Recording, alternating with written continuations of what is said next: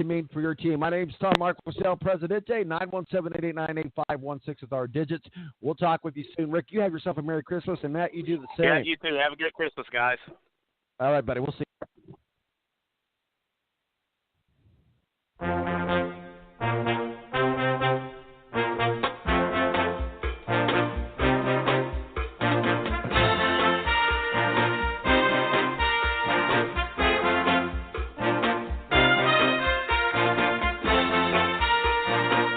The Air National Guard is a reserve component of the United States Air Force and serves alongside active-duty Air Force members in times of a national crisis. In addition, the Air Guard serves the state and local community in a wide range of capacities. The reason people join the Air Guard is as diverse as our members and includes such reasons as a deep desire to serve their country, money for college, travel, new job skills, and the pride that goes along with belonging to the greatest military organization in the world. I joined because I felt a calling to serve my country, but I didn't want to be far away from my family, so the Indiana Air National Guard was a perfect fit for me.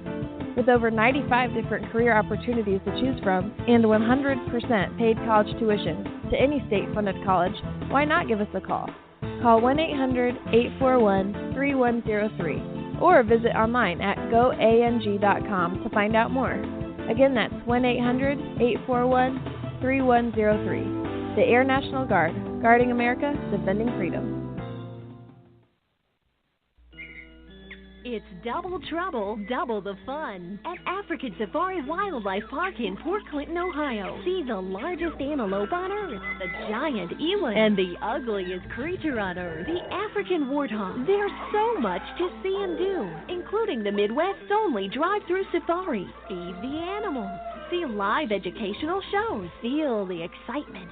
Have your picture taken with a python or cockatoo. Feel the adventure.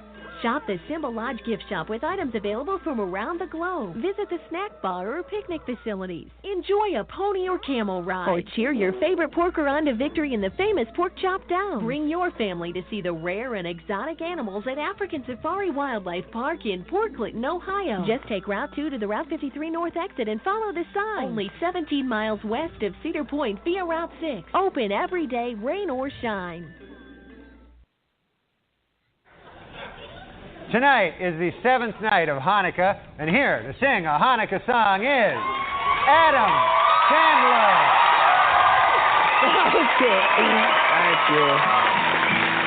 Thank you. Thanks very much. When I was a kid, this time of year always made me feel a little left out because in school there were so many Christmas songs, and all us Jewish kids had was the song Dreidel, Dreidel, Dreidel. And so I wrote a brand new Hanukkah song for you Jewish kids to sing, and I hope you like it.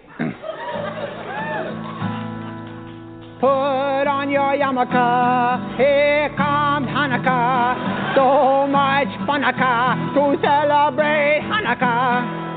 Hanukkah is the festival of lights.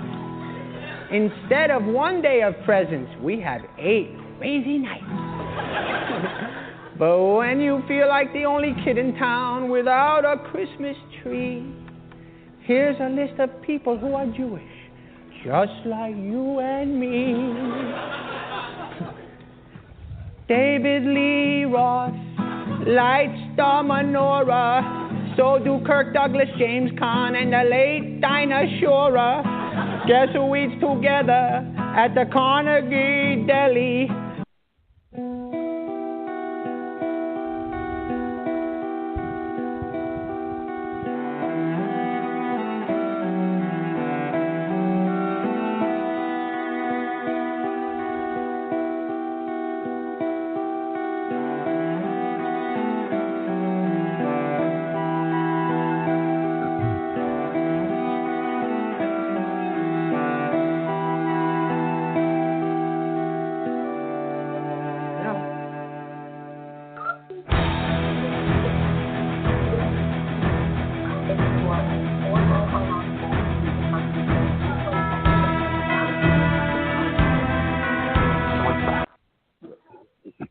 Welcome back to the Palace. 917-889-8516 is our digits.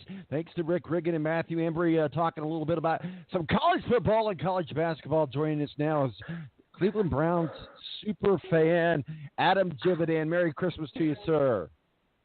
Hey, Merry Christmas to you, Tom. Are you ready for Christmas? You got everything done. I know you've got the youngin there, and is Santa Claus ready to come? Is everything ready? Oh yeah, everything's been ready for a while. I am in a committed relationship with Amazon, and she does all my shopping for me, so it's all good and ready to go. Well, you know what? She does deliver at my house too. So feel free to send your committed relationship my way. Sounds good. Speaking of committed relationships, before we get into your Cleveland Browns, let's talk about this relationship that Bear has with Ohio State. Appears not as a coach, but as a professor teaching leadership and mentor skills to young lads in the Buckeyes Business School. What are your thoughts? And this is not a story from The Onion, by the way. This is a real story. Yeah, no, Urban has actually been teaching there at Ohio State for a couple of years. It was something that Jim Tressel did and Earl Bruce before him. But Urban, he wanted to stay around. He's going to kind of serve as like an associate or assistant athletic director as well, most likely, serving alongside Gene Smith. I think Gene Smith personally is going to retire in a year or two. And I think the next step for Urban is he just kind of takes over as athletic director. We still have the rock star that is Urban Meyer around the program. He can kind of be liaison for parents. I mean, personally, to have a young stud coach like Ryan Day come on and keep Urban Meyer around, it's a huge win for the Ohio State football team. Ohio State and their love affair with Urban Meyer. It is so funny.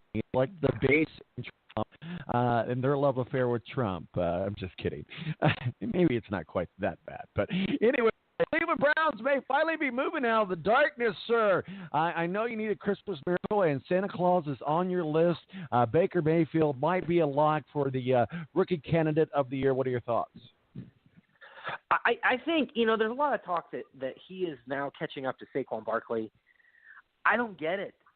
Barkley's put up good numbers, but he's put up good numbers in garbage time for a bad team.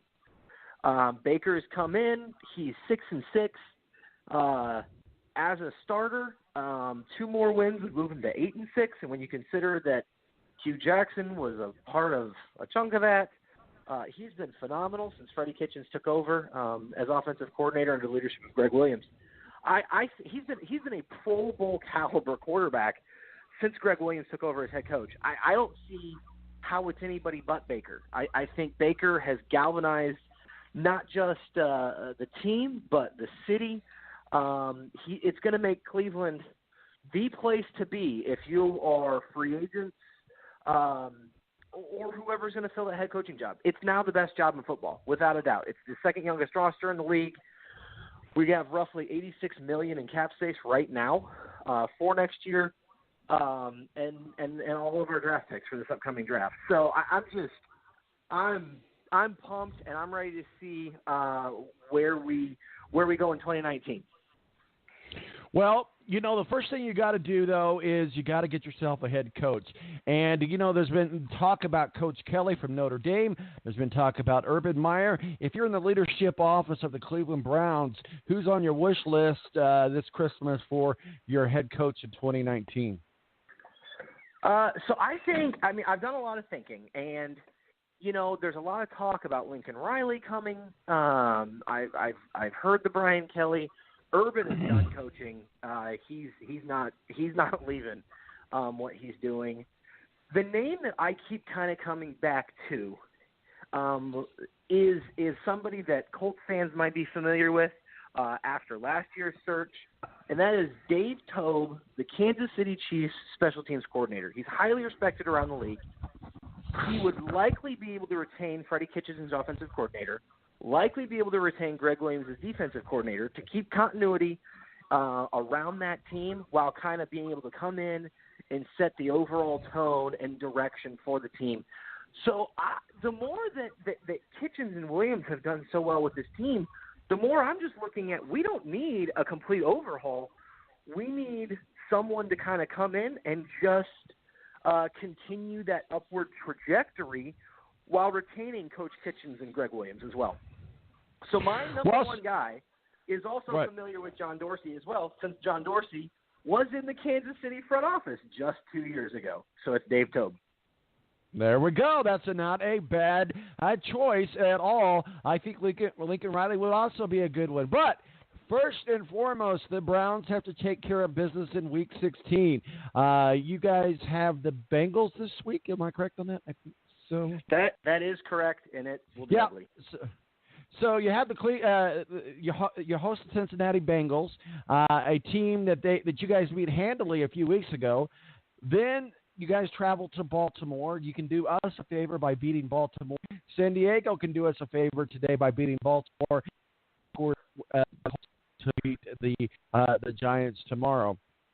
And then, of course, the Baltimore Ravens will be playing for their playoff hopes. So also, Dolphins must lose one of their final two games.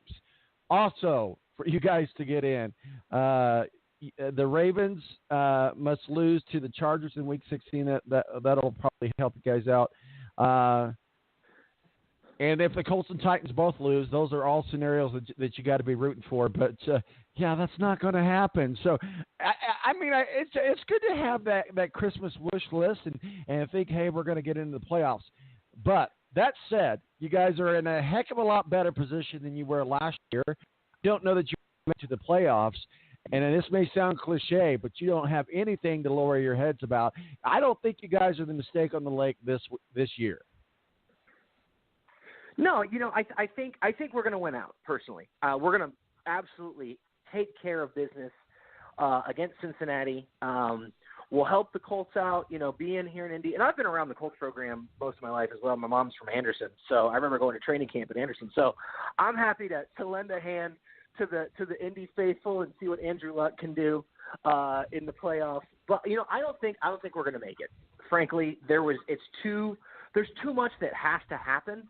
But to go by winning out, we would be 8-7-1, with the Steelers not getting any younger. The Bengals are the Bengals again, and we'll see what happens with the Ravens. But I think what happens is I think we win out these last two games. I think this Sunday Baker puts on a show in the last home game. Maybe puts together his best passing performance to date, something like 4 touchdowns, 300 some odd yards.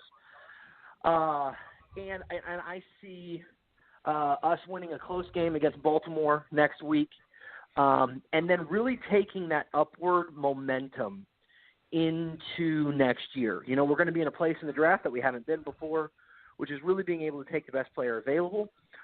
There's not a lot of needs on the team. There are some, but a lot of those needs right now that we have is just depth.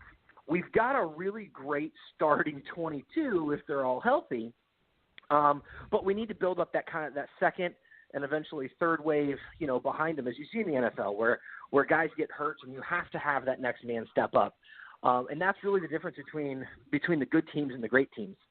So I think we could use another receiving threat.